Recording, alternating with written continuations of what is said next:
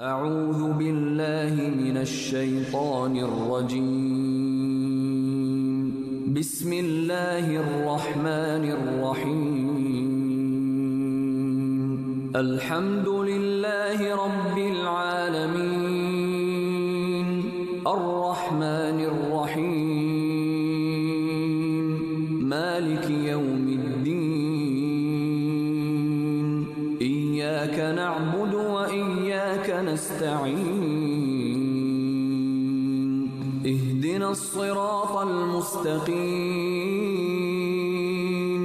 صراط الذين أنعمت عليهم غير المغضوب عليهم ولا الضالين.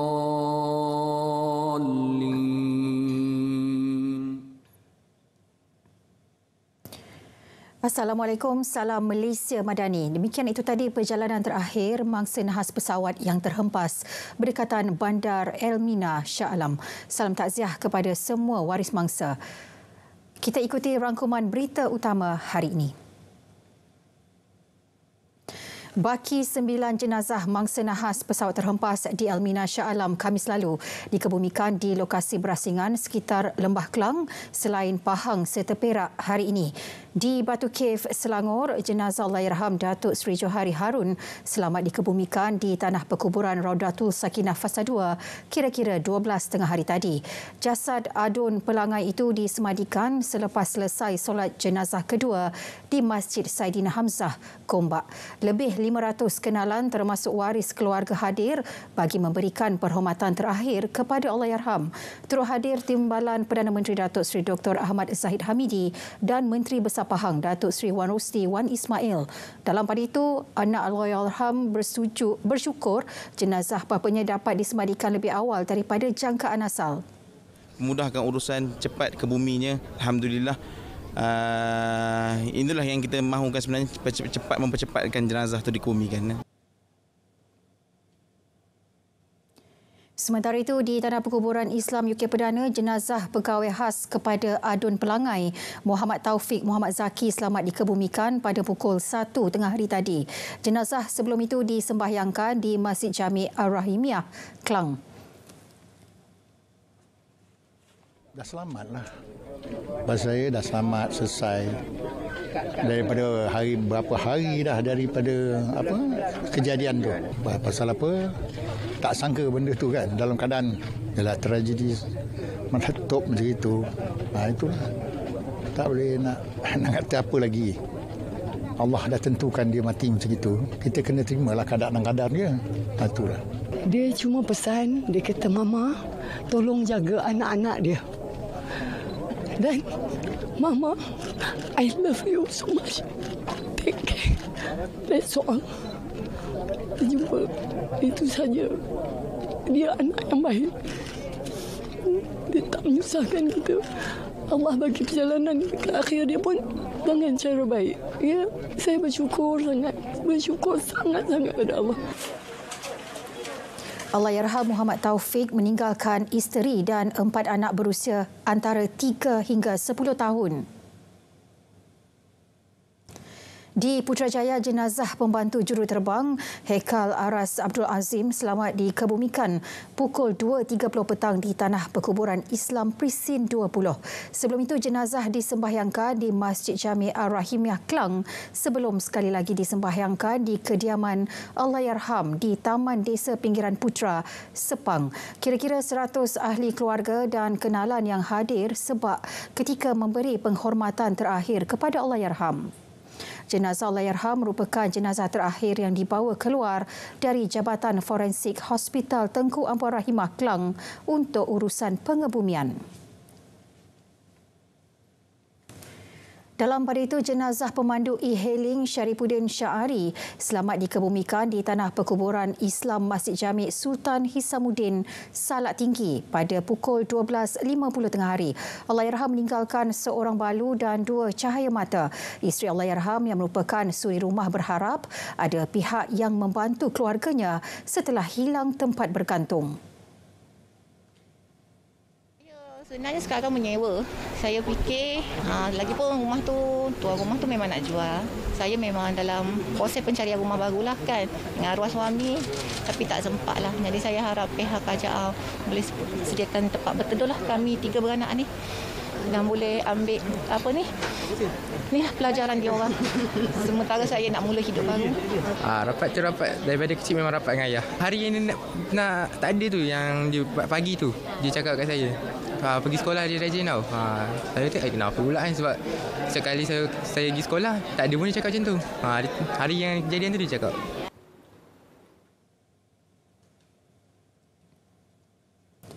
Sementara itu, di Tanah Perkuburan Islam Sungai Kantan Kajang, jasad Muhammad Naim Fawaz Muhammad Muaidi selamat dikebumikan kira-kira pukul 2 petang tadi selepas disembahyangkan di Masjid Ar-Rahimiyah Klang.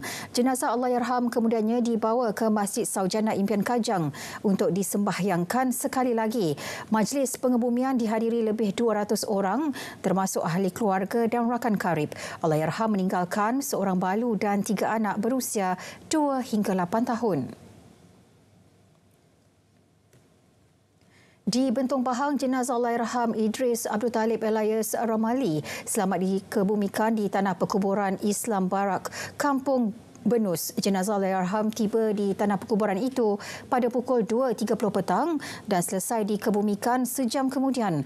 Hampir 1,000 penduduk termasuk saudara mara dan masyarakat setempat hadir ke masjid berkenaan bagi memberikan penghormatan terakhir kepada Allahyarham. Allahyarham Ustaz Idris adalah penguatkuasa di Pejabat Agama Islam Raub dan bercuti tanpa gaji selama setahun kerana mengikuti Exco Pahang yang juga adun pelangai Allahyarham Datuk Seri Johari Harun sebagai pegawai tugas-tugas khas, meninggalkan balu Atina Aisyah Ahmad Rusli serta 3 anak termasuk bayi berusia 56 hari. Juga di Bentong, jenazah Allahyarham Khairil Azwan Jamaluddin selamat dikebumikan di Tanah Perkuburan Islam Felda Mempaga 1 kira-kira 1.50 tengah hari.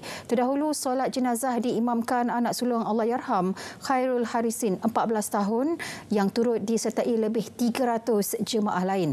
Khairul merupakan pelajar tahfiz berterima kasih kepada semua pihak yang terlibat menguruskan jenazah bapanya dan berharap Allahyarham ditempatkan ke dalam syurga.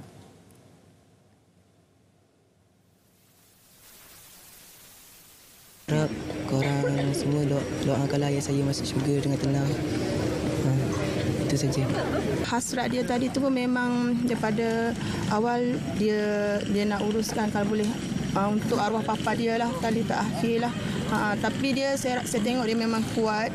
Saya tak sangka dia boleh kuat sampai tahap tu lah. Dia boleh mengimamkan arwah papa dia, boleh bacakan taqiq arwah papa dia. Sebab masa first dia terima berita tentang kematian, mengejut jugalah kan tentang arwah papa dia tu, memang dia dah maksudnya dah all out semualah. Dia dah menangis dan mengaung-aung. Waktu tu saya pun memang tak dapat nak pujuk juga waktu tu kan. Dia memang tengah sedih, tengah down sangat.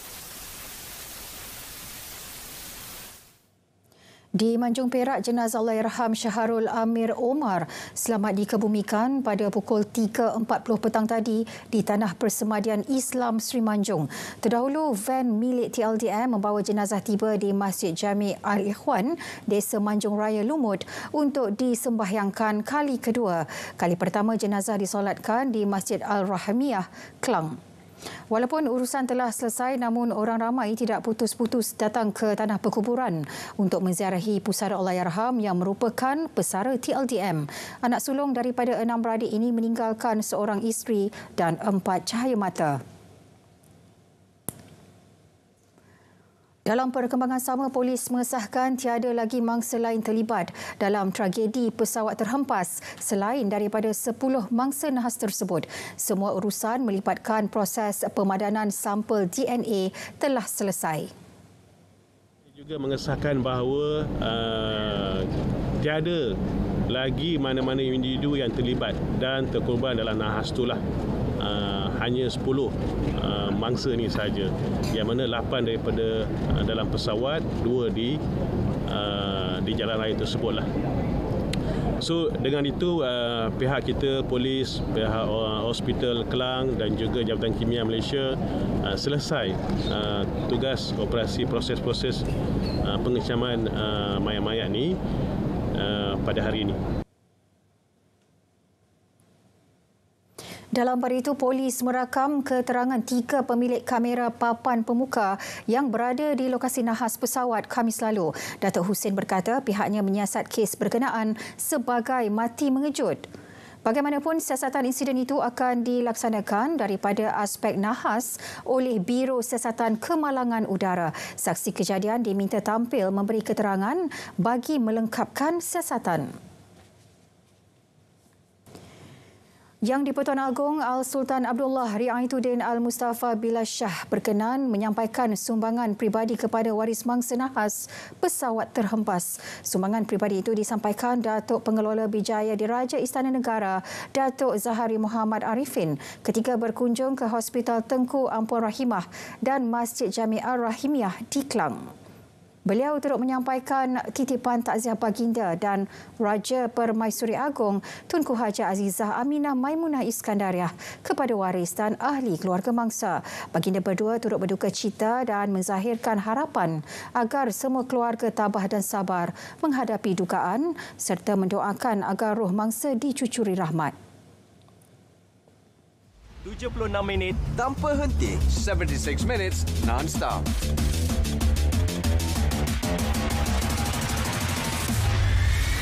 Transparent and concise. Paparan komprehensif, ringkas dan padat.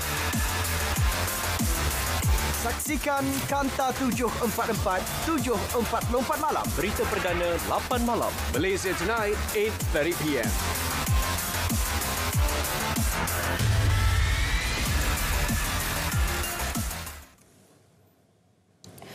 Logo dan tema Hari Kebangsaan tidak seharusnya dipolitikkan, tegas Datuk Seri Dr. Ahmad Zahid Hamidi. Hari Kebangsaan adalah acara nasional yang wajar disambut secara bersama. Ini bukan soal politik. Sebab soal bendera, soal perayaan Hari Kebangsaan ini adalah acara nasional. Ya? Dan saya fikir jangan dipolitikkanlah perkara ini. Saya fikir dia tak layak jadi ahli parlimen kalau sikap dia terlalu jumut yang begitu. Jangan ingat semua perkara boleh dipolitikkan.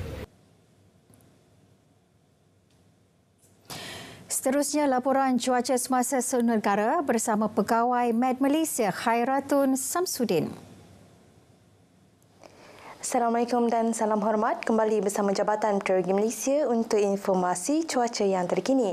Baiklah, kita mulakan laporan cuaca pada petang ini dengan melihat terlebih dahulu paparan imej Kumul Radar bagi tinjauan cuaca semasa. Dapat diperhatikan keadaan hujan seteribut petir sedang berlaku di 1-2 tempat melibatkan bahagian pedalaman dan juga negeri pantai timur semenanjung Malaysia, yang mana pada keadaan ini hujan yang sedang berlaku di negeri-negeri pantai barat ini dijangkakan boleh beransur reda menjelang ke awal malam nanti. Manakala di negeri pantai timur ini pula keadaan hujan seteribut petir dijangkakan mampu untuk berlarutan sehingga ke lewat malam nanti. Manakala di negeri Sabah dan Sarawak pula keadaan hujan seteribut petir dilihat lebih tertumpu di kebanyakan bahagian di kedua-dua buah negeri, dengan keadaan hujan seteribut petir yang berlaku di bahagian barat, tengah dan juga pedalaman negeri Sarawak ini dijangkakan boleh bergerak ke arah utara negeri Sarawak menjelang pada malam nanti, dan keadaan hujan ini dijangkakan boleh berlarutan sehingga ke awal malam nanti. Manakala di negeri Sabah pula keadaan hujan seteribut petir dilihat sedang berlaku di 1-2 tempat melibatkan bahagian pantai barat dan juga Kudat negeri Sabah. Keadaan hujan yang sedang berlaku di negeri Sabah ini juga dilihat mampu untuk berlarutan sehingga ke tengah malam nanti. Bagi menjelang pada esok pagi pula, keadaan hujan seteribut petir dijangkakan boleh berlaku berikutan satu garis badai dijangka boleh terbentuk pada tengah malam nanti di Selat Melaka ini, dan ianya memberi kesan keadaan cuaca yang lembap di bahagian pantai barat terutamanya melibatkan negeri Melaka, Negeri Sembilan dan juga di negeri Johor. Keadaan hujan yang berlaku di negeri-negeri ini dijangkakan bergerak ke arah timuran dan memasuki ke satu dua tempat di bahagian tengah negeri-negeri terbabit menjelang pada awal pagi nanti. Begitu juga di negeri Sabah dan Sarawak, keadaan hujan dijangkakan boleh berlarutan daripada petang ini sehingga ke malam nanti menuju ke arah utara dan juga pedalaman negeri Sarawak, juga melibatkan bahagian tengah dan juga sandakan negeri Sabah.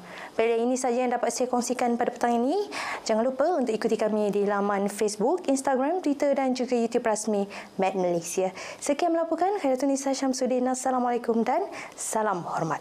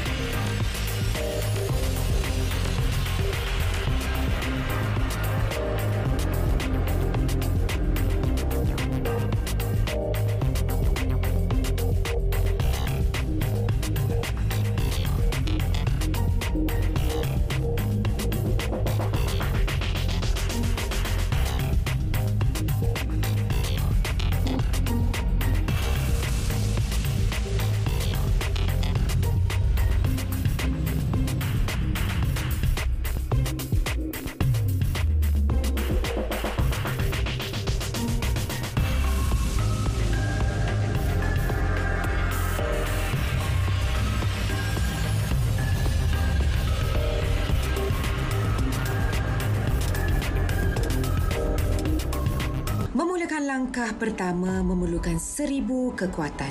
Langkah seterusnya memerlukan nekat dan juga keyakinan. Namun kita harus sokong dan bantu mereka kerana kepulihan itu pasti.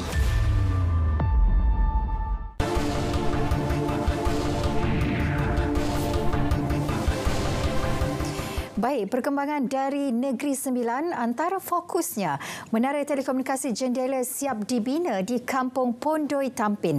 Terus saja bersama Azlina Kamarudin. Silakan Azlina. Ya, satu lagi Menara Telekomunikasi menerusi inisiatif Pelan Jalinan Digital Negara Jendela Fasa 1 siap dibina di Kampung Pondoi Tampin. Menara itu telah mula beroperasi menyediakan liputan rangkaian berkualiti kepada penduduk. Menurut Timbalan Setiausaha Kerajaan Pembangunan Negeri Sembilan, Datuk Muhammad Nahar Muhammad Siddiq, kerajaan negeri menyokong penuh usaha itu yang dilihat mampu memenuhi pelaksanaan dasar pendigitalan. Bila dia kata sebagai salah satu utility awam, maknanya ia perkara yang harus disediakan kepada rakyat lah. Dia dah jadi macam saya boleh cakap macam kewajipan lah ada. Jadi macam mana kita dapat kemudahan berkenaan elektrik dan berkenaan air, dan macam itulah juga lah maknanya dari segi komunikasi itu sendiri. Dalam hal ini adalah penting lah maknanya kerjasama daripada semua pihak PBT untuk membantu memudah cara lah, khususnya bila kita melaksanakan penyediaan infrastruktur telekomunikasi itu sendiri lah. Beliau berkata demikian ketika ditemui selepas audit penilaian telekomunikasi inisiatif Jendela di Kampung Pondoi Tampin. 25 lagi menara telekomunikasi disasar akan dibina menjelang tahun 2024. Boleh memberi liputan sepanjang radius 3 km lah untuk kawasan orang asli, kawasan Pondoi dan sekitarnya lah. Okey, kesannya hari ini di Negeri Sembilan liputan internet dahulunya adalah 96% dan kini telah meningkat kepada 98% lah. Dan mungkin saya tambah sedikit, kesan audit disahkan perkhidmatan yang ada di sini kelajuannya lebih daripada purata 90 Mbps. Ini satu yang boleh dibanggakan. Jabatan Alam Sekitar Negeri Sembilan mengingatkan orang ramai agar tidak melakukan pembakaran terbuka susulan fenomena El Nino yang dijangka akan melanda negara. Pengarahnya Hamzah Muhammad berkata pihaknya giat menjalankan kerjasama dengan pihak berkuasa tempatan bagi mengekang pembakaran terbuka. Untuk memastikan tidak berlaku pembakaran terbuka. Kerana kita berhadapan, kemungkinan kita akan berhadapan dengan musim El Nino, iaitu panas.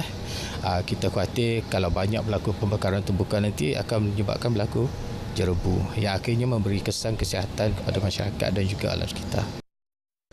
Beliau berkata demikian di Port Dickson.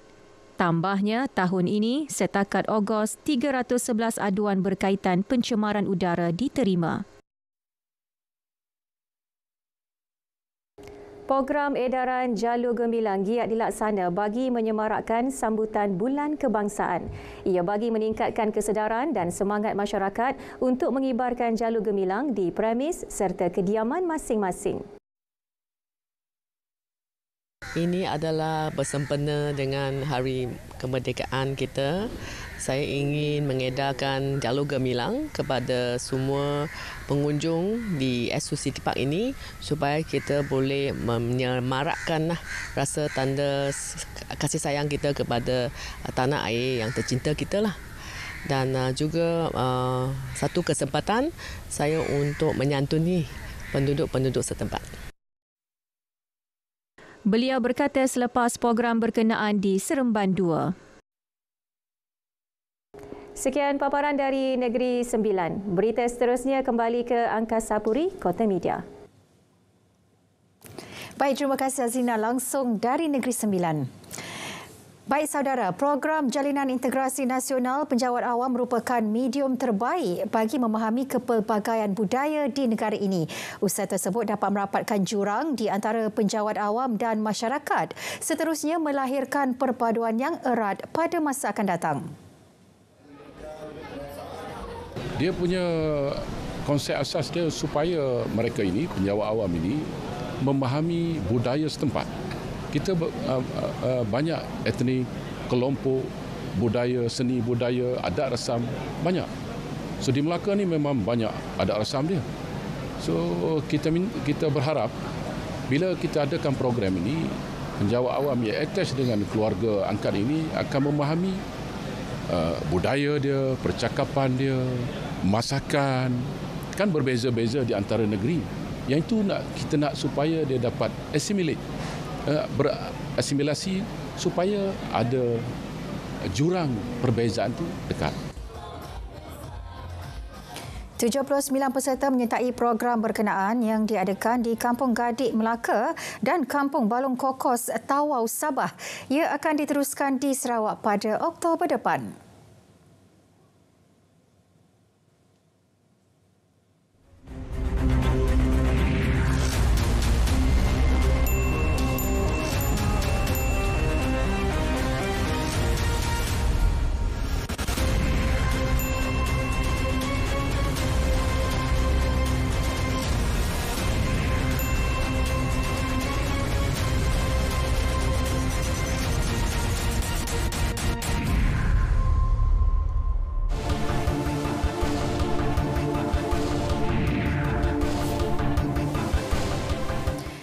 Seterusnya, dua adun PHBN menuntut Menteri Besar Kelantan Datuk Muhammad Nasruddin Daud membuat permohonan maaf secara terbuka susulan kenyataan yang menuduh mereka menentang perjuangan Islam. Jelas adun Galas Muhammad Syahbuddin Hashim dan Dun Kota Lama Dr. Hafizah Mustaqim. Sebagai orang Islam, mereka amat tersinggung dengan kenyataan itu yang dianggap melampau dan ekstrim. Malah kenyataan Datuk Muhammad Nasruddin disifatkan boleh memecah belahkan rakyat dan wajar dihindari pada masa akan datang. Kenyataan seperti ini menjurus kepada perselisihan faham di bawah sana, yakni menuduh pengundi Barisan Nasional ataupun pengundi Pakatan Harapan sebagai penentang perjuangan Islam. Sedangkan saya dan juga saya percaya Dr. Hafizah sebagai seorang Islam yang lahir dari Islam dan insya-Allah kami akan mati sebagai umat Islam, tidak sesekali akan menentang agama Islam. Pandangan saya, ucapan MB yang bernada sinikal dan angkuh itu wajar dihindari pada masa-masa yang akan datang. Saya kira tuduhan yang dilemparkan beliau pada kami berdua, saya Galas dan Kota Lama, adalah merupakan satu kesilapan besar yang wajar ditarik balik. Khurafat politik, penyelewengan yang besar yang perlu ditentang oleh rakyat, akar umbi rakyat. Itu yang pertama. Keduanya, ini perlu diperbetulkan. Sebab saya nampak kalau ia masyarakat, mungkin tadi YB Syafuddin dah sebutkan tentang alim ulama kita, dia membisu, maka seolah-olah masyarakat kita boleh menerima perkara sedemikian dilakukan oleh pemimpin peringkat tertinggi. Tempoh 7 hari diberi kepada Menteri Besar untuk membuat permohonan maaf secara terbuka sebelum tindakan undang-undang diambil. Masyarakat orang asli suku kaum Mandrik di Kampung Kuala Lah, Gua Musang menzahirkan rasa syukur dengan nikmat kehidupan serta keamanan negara yang dikecapi ketika ini. Sempena Hari Kebangsaan Negara ke-66 tahun, mereka berharap kerajaan perpaduan dapat memacu pembangunan berterusan di kawasan pedalaman. Untuk kami ini cukup susah lah. Sekarang ni kita agak dah sedikit ke depan sikit, walaupun tak baju sangat pun kita tentu ini berkat bantuan kerajaan lah. Apa yang kita dapatkan macam rumah, sekolah, tadika dan berbagai-bagai kebutuhan asas yang di sini. Api kita pun ada, apa pun ada, jalan pun ada. Dulu kita duduk sini tahun 16 dulu saya kecil pun saya nak sekolah pun cukup susah. Kita satu malam kena jalan sampai ke sekolah. Sekarang ni kita sekolah di rumah, tadika ada, semua ada. Saya rasa, saya terima kasih kepada kerajaan dulu, kini dan selamanya. Okey, terima kasih kepada kerajaan yang sudi membantu di Kampung Kuala Lah ni. Mungkin semua ada berlaku dah. Cuma di segi ekonomi kita je lah kurangnya. Dalam segi untuk kampung-kampung memang semua berjaya lah. Kemudahan memang ada. Allah kita ada, tadika kita ada, lepas tu kos sepo kita ada, semua sobi ada lah.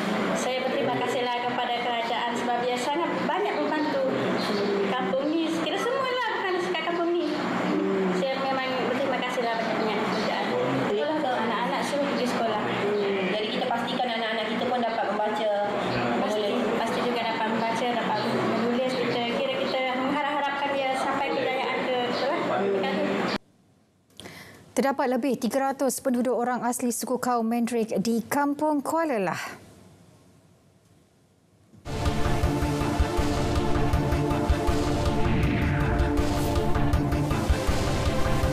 Baik saudara, seterusnya kita ke Bumi Kenyalang. Antara paparan hari ini, Sarawak jalin kerjasama dengan China dalam perubatan herba, juga mengenai kawasan pelindungan hidupan liar dan orang utan. Perinciannya langsung bersama Vanessa Mering. Silakan Vanessa. Vanessa? Ya, terima kasih Zahira. Premier Sarawak Datuk Patinggi Tan Sri Abang Johari Tunopeng mencadangkan agar Sarawak menjalin kerjasama dengan China bagi meninjau potensi serta manfaat perubatan herba. Ini berikutan Sarawak kaya dengan hasil biodiversiti dan tanaman herba, juga mempunyai persekitaran yang bersesuaian bagi usaha mempromosi perubatan herba berkenaan. Datuk Patinggi Tan Sri Abang Johari memaklumkan ketika ini Sarawak telah menubuhkan Pusat Penyakit Berjangkit Sarawak SIDC dan memperuntukkan sejumlah RM200 juta bagi pembinaan kemudahan ini. Oleh itu, bidang perubatan herba boleh menjadi tumpuan kerjasama itu.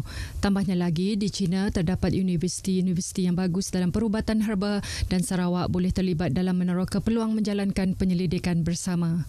Beliau berkata demikian pada Majlis Makan Malam Persidangan Cina Muslim Antarabangsa ICMC 2023 di Kuching.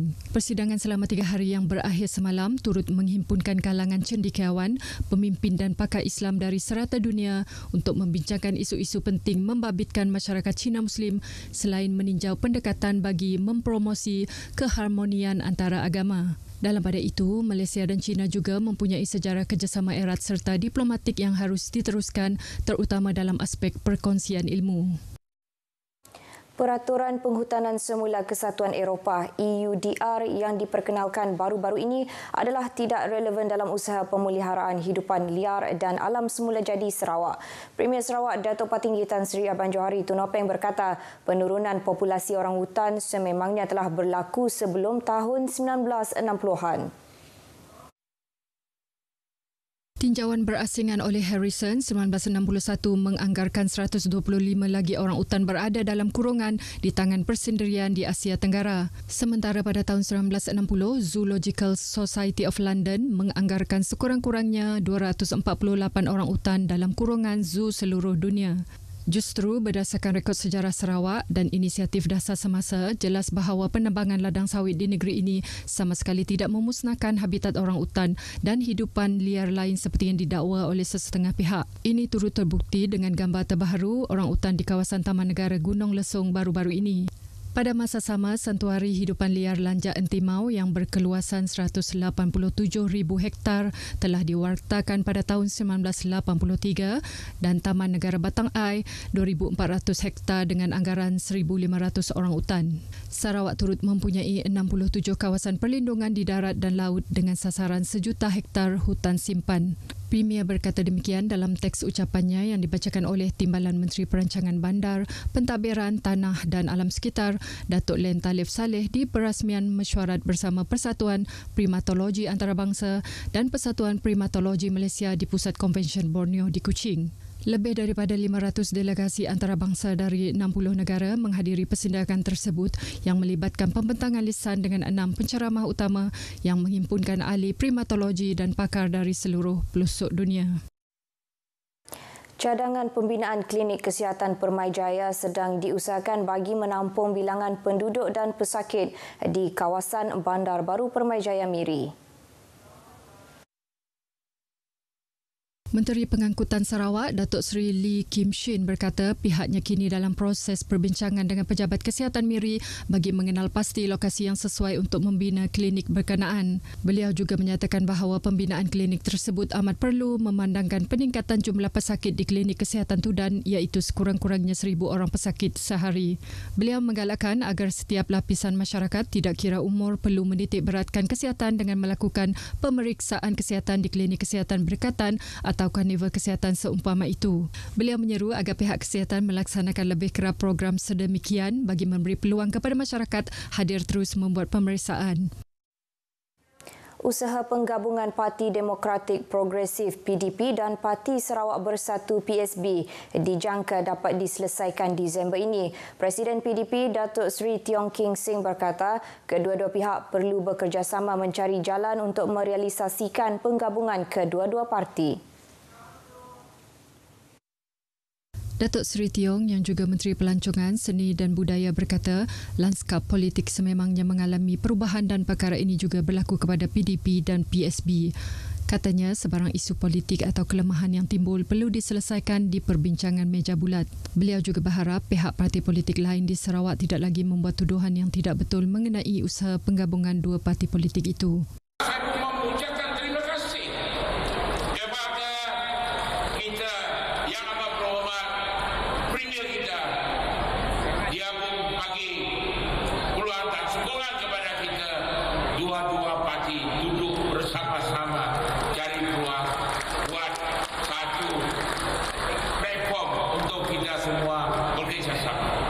Beliau berucap pada majlis makan malam perpaduan PDP-PSB yang diadakan di Sibu semalam. Beliau percaya penggabungan itu membolehkan mereka memberikan perkhidmatan yang lebih baik kepada penduduk di Sarawak. Dalam pada itu, Presiden PSB Datuk Seri Wong Sungkuh memberitahu satu jawatan kuasa peringkat tinggi akan dibentuk bagi merangka agenda tindakan membawa penggabungan kedua-dua parti itu.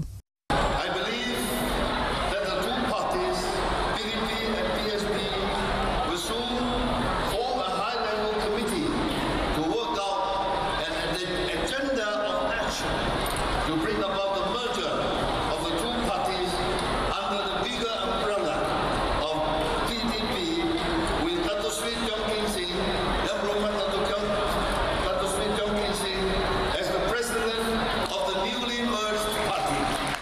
Katanya sudah tentu terdapat butiran terperinci yang perlu dan akan diselesaikan, namun beliau yakin dengan keikhlasan dan sikap bertolak ansur antara PDP dan PSB, semua perkara dapat diusahakan dengan lancar. Kawasan perumahan RPR Link Quadruplex Bandar Baru Permai Jaya Miri dipilih sebagai Taman Angkat Skuad Aman Wanita Amanita Polis Diraja Malaysia ke arah membantu menyalurkan maklumat berkaitan jenayah kepada pihak polis. Berucap pada majlis perasmian Taman Angkat Amanita Kontingen Sarawak di Dewan Datuk Permaisuri Bandar Baru Permai Jaya Miri, Pesuruhjaya Polis Sarawak Datuk Muhammad Azman Ahmad Sapri menyatakan Taman Angkat Polis Diraja Malaysia Kontingen Sarawak ini melibatkan suri rumah dalam usaha pencegahan jenayah. Beliau menambah ia juga bagi meningkatkan penglibatan anggota polis secara lebih dekat dengan penduduk kawasan perumahan selain berkomunikasi dengan suri rumah dalam usaha mencegah jenayah. Khasnya pegawai polis wanita akan mengadakan kolaborasi dengan suri rumah supaya lebih fokus dan tersusun ke arah menjadikan kawasan kediaman sebagai tempat yang lebih selamat. Beliau berharap kerjasama ini dapat membantu pihak polis dari segi penyampaian maklumat berkaitan jenayah dan aktiviti tidak bermoral, terutama jika mereka mendapati ada yang mencurigakan di kawasan sekitar, mereka boleh melaporkan kepada pihak polis dengan kadar segera. Kriteria pemilihan Taman Angkat berdasarkan kepada indeks jenayah serta masalah sosial tinggi di setiap kontingen termasuk masalah dadah selain kerjasama yang diberikan kepada pihak polis selama ini. Pelaksanaan program Taman Angkat ini dilihat mempunyai impak positif apabila berjaya mengurangkan kadar jenayah dengan konsep penerapan kadar rondaan serta kerjasama penduduk. Menteri Pengangkutan Sarawak merangkap ahli Dewan Undangan Negeri Senadin, Datuk Seri Lee Kim Shin, turut hadir ke majlis berkenaan. Penglibatan Rotary Club Bintulu dalam aktiviti kebajikan dan kemasyarakatan menunjukkan komitmen yang tidak berbelah bahagi. Ini khususnya dalam memberi bantuan kepada golongan yang memerlukan seperti anak yatim serta warga emas. Malah, inisiatif yang diambil dalam membantu pelajar di Sekolah Kebangsaan Suai 1 dan tadika Rumah Gerina di Suai Niah menunjukkan dedikasi Rotary Club Bintulu untuk meningkatkan kualiti kehidupan bagi masyarakat yang kurang bernasib baik. That is in a society where government commitment often limit certain undertaking. Service club like Rotary Club of Bintulu has played a pivotal role. Your endeavours bridge the gap and extend a helping hand where it's needed the most. Let us continue to celebrate the remarkable work done by the Rotary Club of Bintulu, cherishing both past achievement and also the ongoing project that you are doing. Datuk Majang berkata demikian semasa merasmikan Installation Night Rotary Club Bintulu ke-38. Pada majlis tersebut telah menyaksikan penyerahan tugas Presiden Rotary Club Bintulu, Lau Leong Ji kepada Presiden ke-38, Giling Ganyai. Ini termasuk penyerahan tugas kepada ahli lembaga pengarah yang baharu. Perkongsian itu tadi mengakhiri berita dari Sarawak. Salam Malaysia Madani dan kita kembali bersama Zahira untuk berita seterusnya. Silakan. Baik, terima kasih Vi. Langsung dari Kuching, Sarawak.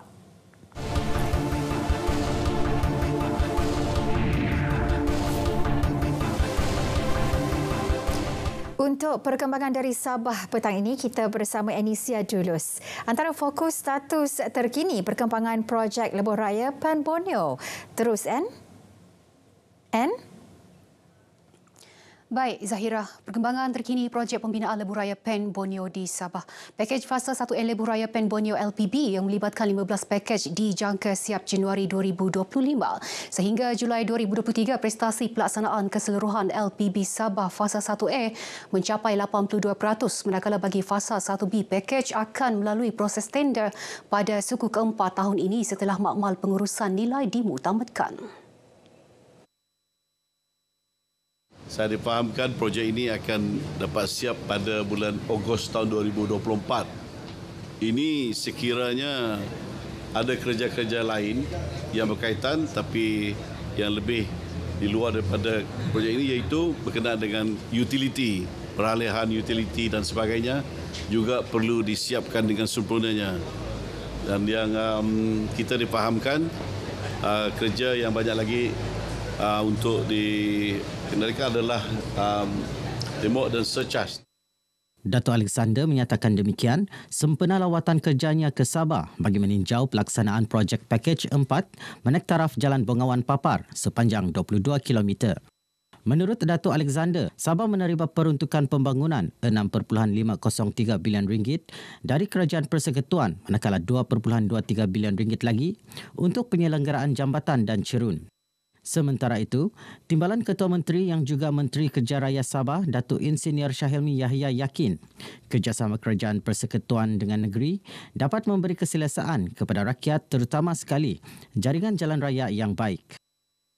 Jadi kalau kita lihat seperti tadi, keadaan jalan berlubang semakin hari semakin diminimalkan.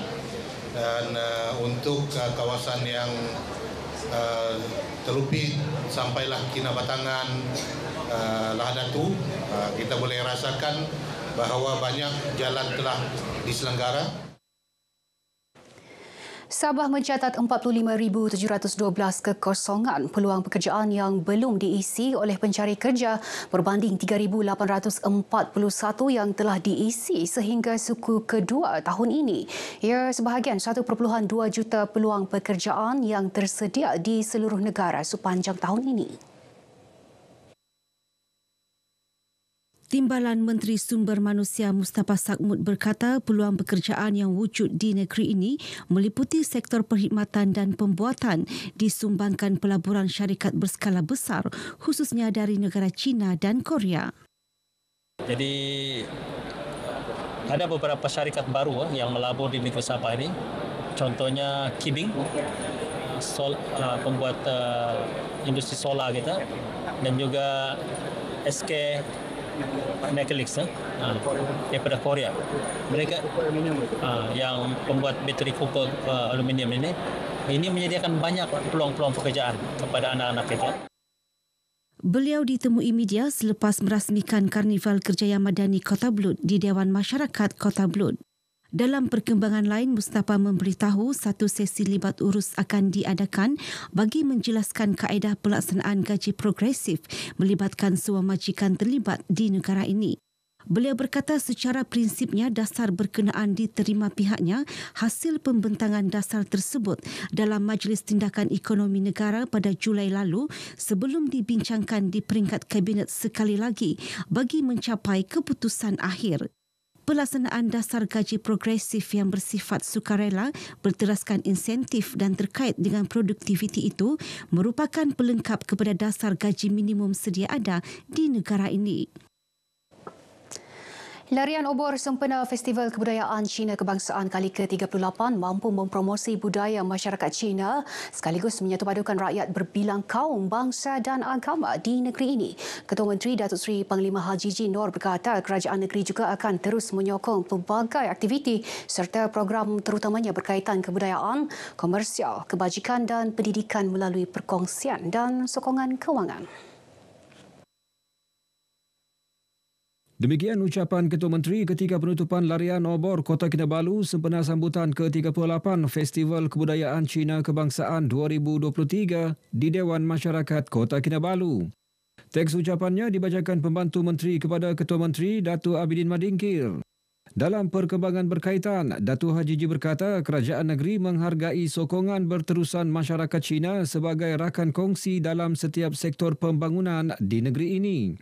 Dengan sokongan berterusan itu, katanya mampu meletakkan kerajaan di landasan yang betul dalam membawa pembangunan di bawah Pelan Hala 7 Sabah Maju Jaya SMJ.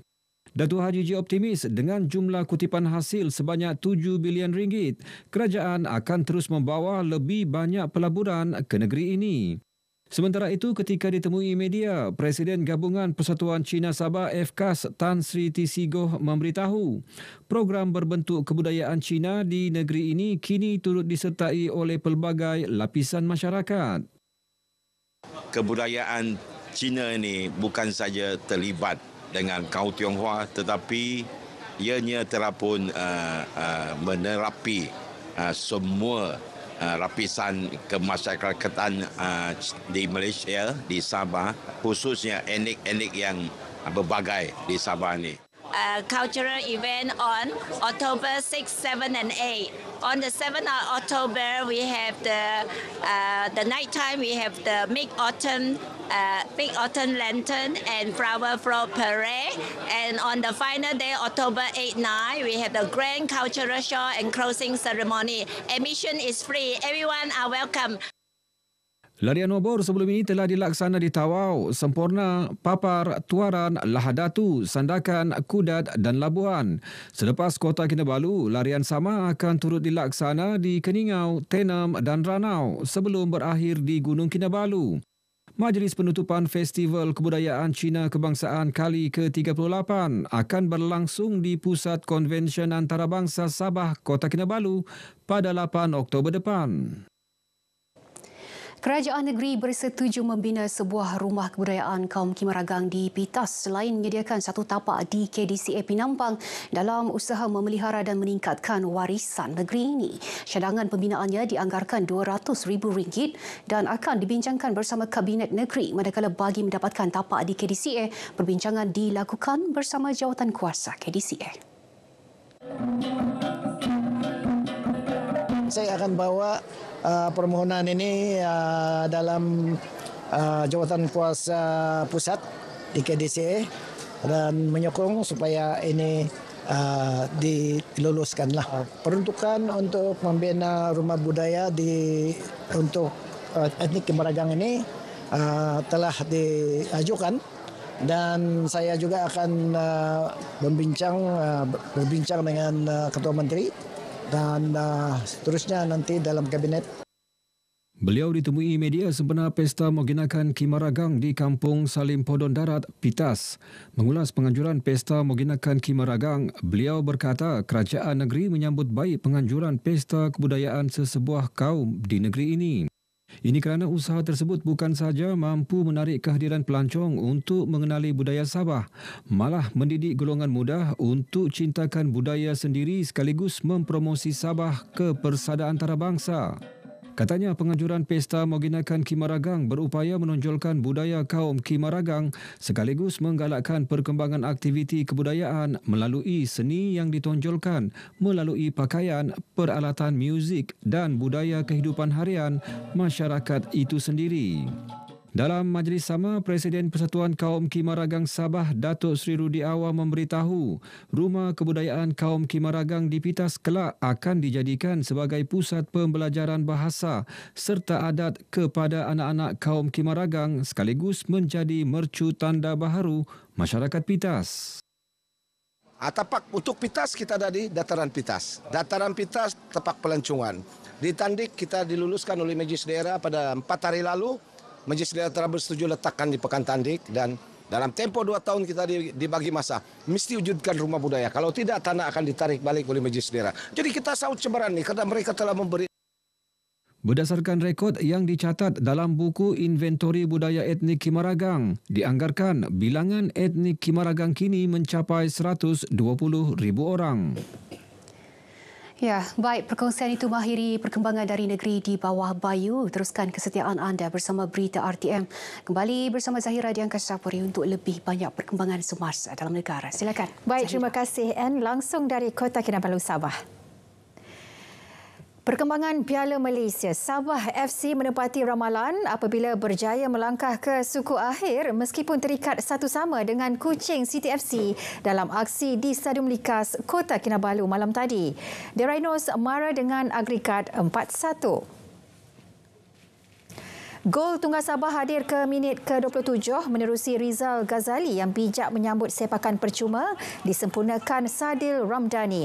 Bagaimanapun Kuching City tampil menyamakan kedudukan di minit ke-58 hasil tandukan Rames Lai. Keputusan seri kekal hingga wisil penamat. Di suku akhir nanti, skuad kendalian Dato' Ong Kim Swee perlu berdepan Perak FC yang terdahulu turut mara dengan agregat 4-3 menentang KDA FC. Sementara itu, pengendali Sabah FC Dato' Ong Kim Swee terkilan dengan pasukannya yang leka sehingga gawang dibolosi. Kalau kita lihat daripada keputusan, dah tentu kita inginkan kemenangan. Namun dengan keputusan seri kita layak ke peringkat seterusnya, itu lebih penting bagi saya. Namun kita dibolosi itu amat mengecewakan, di mana kita hilang fokus apabila kita cuba menyerang untuk mendapatkan gol, dan di situ kita leka di mana mereka dapat menyamakan kedudukan. Bagi Kuching City FC pula, momentum meningkat di babak kedua berupaya menggugat jentera pertahanan The Rhinos. But we come out with another game plan in the second half, and I think the boys response very, very good. And second half we can see that we put more attacking players, and the boys did very well.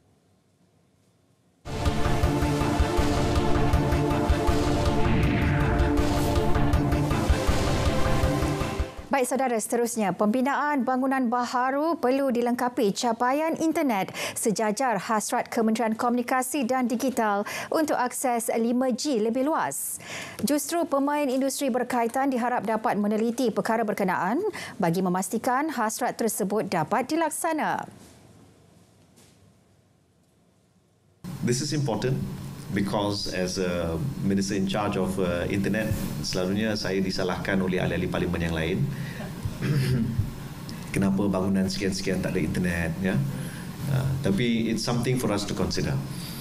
Apakah mungkin kita pertimbangkan satu bahasa ataupun satu idiom, satu language, architectural language yang sesuai manfaat untuk projek-projek perumahan rakyat di masa depan. Normally, Malay households, kalau kita pergi ke kampung, dapur di bahagian belakang.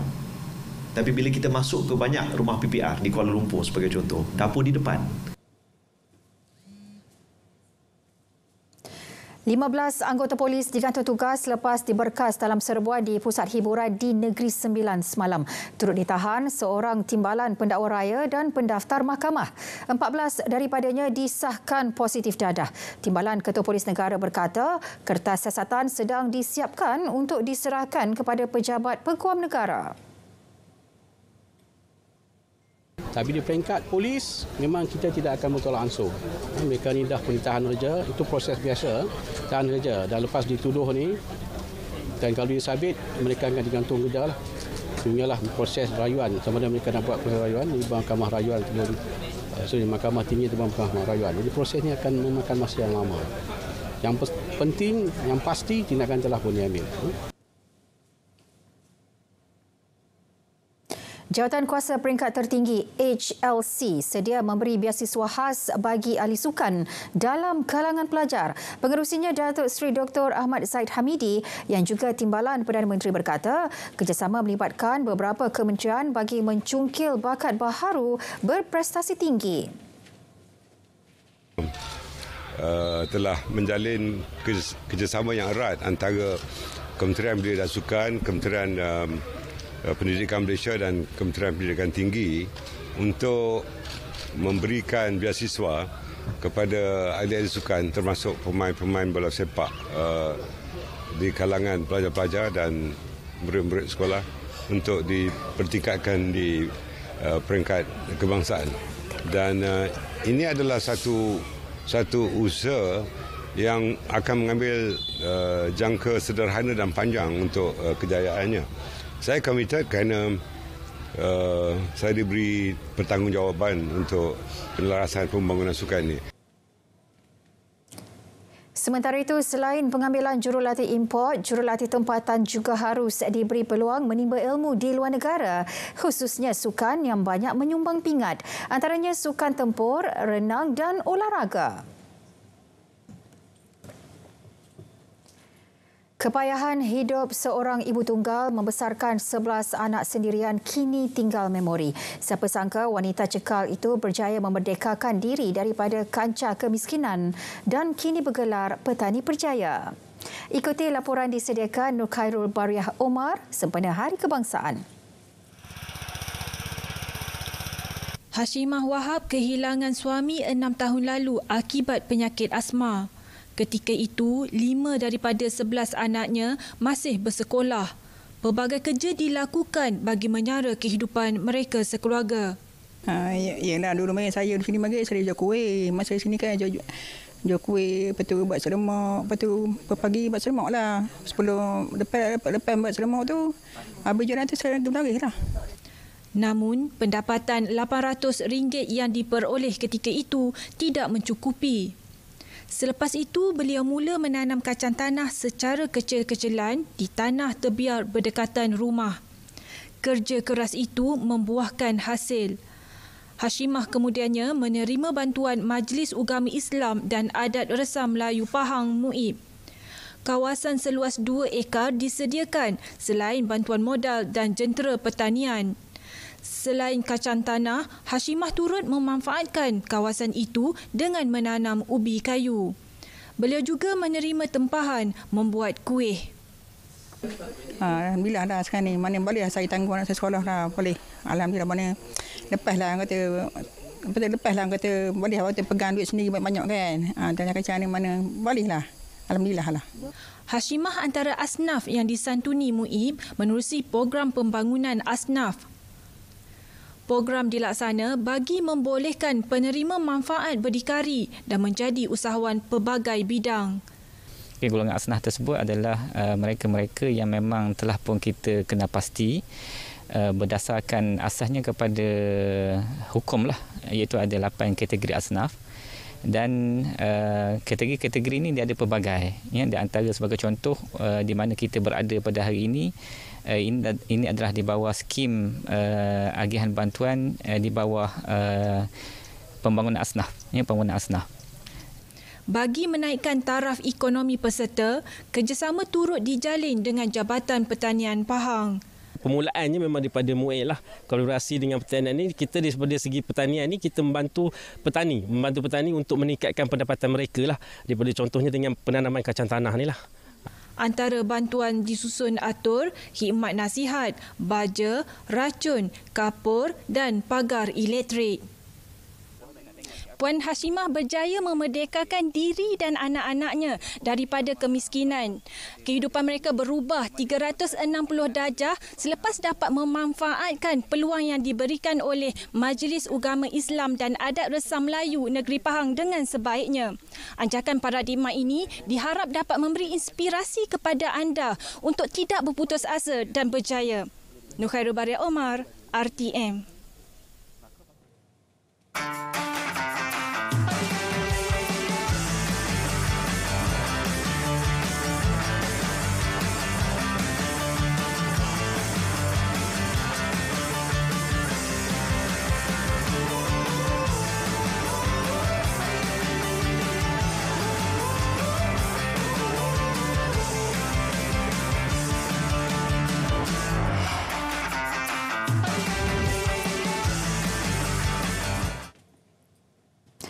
Baik saudara, berita wilayah berakhir di sini. Saya Nurul Zahira Razi. Malaysia Madani, tekad perpaduan, penuhi harapan. Assalamualaikum.